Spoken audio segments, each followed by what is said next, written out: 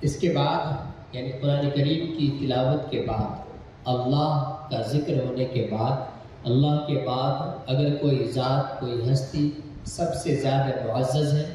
تو وہ ہے رسول پاک صلی اللہ علیہ وسلم کی ذات۔ تو آئیے رسول پاک صلی اللہ علیہ وسلم کی شان میں کچھ نعتیہ کلام سنتے ہیں۔ جو کلام ابھی پیش ہونے جا رہا ہے یہ ایک عالم دین مرکز المعارف کے ابنائے قدیم مولانا عبدالعلیم بارہبنگی جو فی الحال قطر کے اندر اوقاف کے امام ہیں، ان کا یہ خوبصورت کلام ہے اور اس کو پیش کرنے جا رہے ہیں مرکز المعارف کے ایک طالب علم مولانا جہانگیر شیخ۔ میں شعر کے ساتھ مولانا جہانگیر شیخ کو دعوت دوں گا کہ بلبل کو چمن ملتا ہے باغوں کے پھول سے، پر دل کو سکون ملتا ہے نعت رسول سے۔ مولانا جہانگیر شیخ صاحب تشریف لائیں۔ السلام علیکم ورحمۃ اللہ وبرکاتہ۔ قبل اس کے کہ آپ حضرات کے سامنے نعتیہ کلام پیش کیا جائے، آپ تمام حضرات سے محترمانہ درخواست ہے کہ ایک مرتبہ درود شریف پڑھ لیں۔ آؤ آؤ پڑھے ہم درود و سلام، آؤ آؤ پڑھے ہم درود و سلام، لمحہ لمحہ پڑھے ہم درود و سلام، آؤ آؤ پڑھے ہم درود و سلام، لمحہ لمحہ پڑھے ہم درود و